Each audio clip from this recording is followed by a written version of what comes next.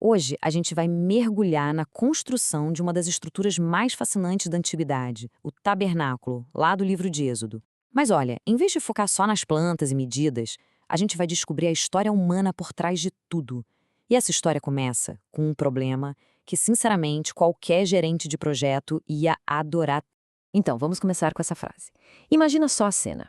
Os líderes de um projeto gigantesco chegam para o chefe Moisés e dizem que o maior desafio não é a falta de recursos, mas o excesso, que o povo trouxe coisa demais. É uma citação surpreendente que, nossa, já dá o tom de toda essa história.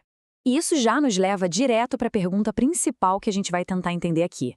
O que leva um povo inteiro a doar com tanta vontade, com tanta generosidade, que os líderes precisam literalmente pedir para eles pararem?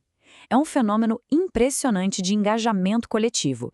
Então, para a gente entender como essa estrutura foi construída, o primeiro passo é olhar para essa onda de doações.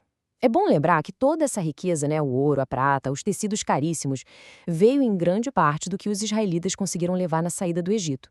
E tudo começou com a generosidade das pessoas. A liderança estava nas mãos de Bezalel e Aholiabe, claro. Mas a força de trabalho, essa era diferente. Era descentralizada e movida por uma coisa muito mais profunda. O texto fala de toda pessoa de coração sábio, basicamente qualquer um que sentiu um impulso no coração de vir e fazer o trabalho. Não era algo forçado. Era uma equipe movida por uma inspiração genuína de usar seus talentos. E essa paixão toda se refletia nas doações. Não foi uma campanha de um dia só, não. O texto diz que cada manhã o povo aparecia com mais e mais ofertas. Dá para imaginar a cena, né?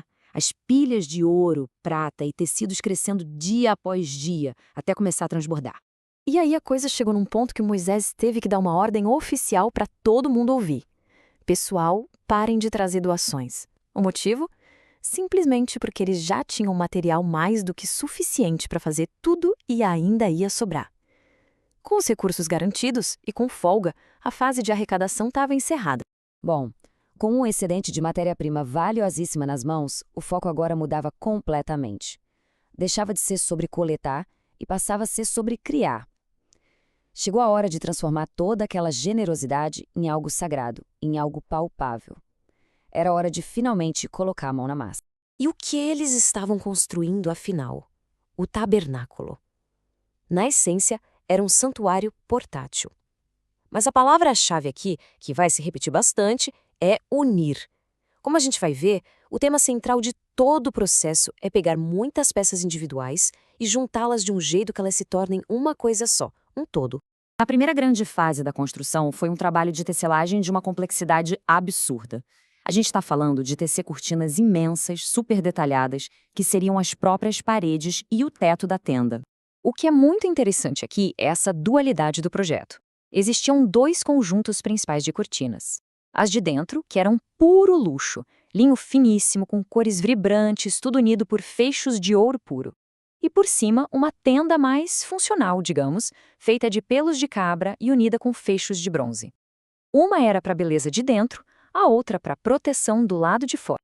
E o ponto crucial era como unir essas peças gigantescas.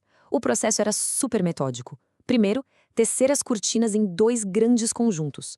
Depois, adicionar laçadas perfeitamente alinhadas nas bordas. E, por fim, usar 50 fechos de ouro para conectar tudo, transformando 10 peças separadas em uma única e imensa cobertura. E por cima disso tudo, para proteger a estrutura do clima severo do deserto, ainda vinham mais duas camadas. Uma de peles de carneiro tingidas de vermelho e uma camada final ainda mais resistente de peles de texugo, embora até hoje existam debates sobre que animal era esse exatamente.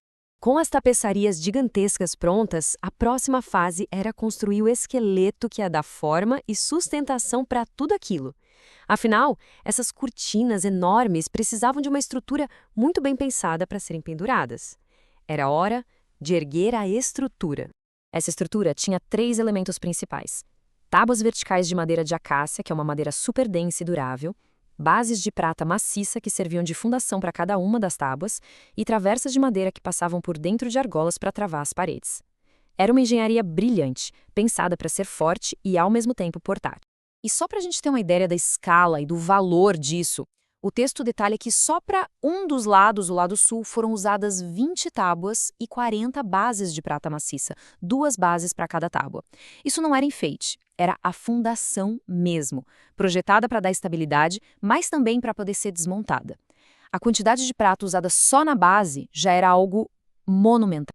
E aqui a gente vê o nível de detalhe. Não bastava a estrutura ser forte, ela também tinha que ser deslumbrante. Toda a madeira, as tábuas, as travessas, até as argolinhas, foi completamente coberta com ouro puro. O esqueleto da construção era ele próprio uma jóia. Com a estrutura principal de pé, brilhando em ouro e firmemente plantada sobre prata, a atenção se voltou para os últimos detalhes, talvez os mais significativos, os véus que iam dividir os espaços sagrados lá dentro. Eram duas cortinas principais. O véu de dentro, que separava o lugar mais sagrado de todos, era uma obra esmerada com figuras de querubins e era sustentado por 4 colunas de ouro sobre bases de prata. Já o véu da entrada, apesar de lindo, era descrito como obra de um bordador, apoiado em 5 colunas sobre bases de bronze. Os materiais já indicavam uma hierarquia de santidade dentro da própria estrutura. E assim, peça por peça, o tabernáculo foi montado. Começou com uma explosão de generosidade tão grande que precisou ser friada. Continuou com artesãos super habilidosos unindo incontáveis partes num todo perfeito, usando os materiais mais preciosos que existiam. Isso tudo nos deixa com uma pergunta final para reflexão. O que uma estrutura, construída com tanto detalhe e com uma generosidade tão avassaladora, revela sobre o propósito dela?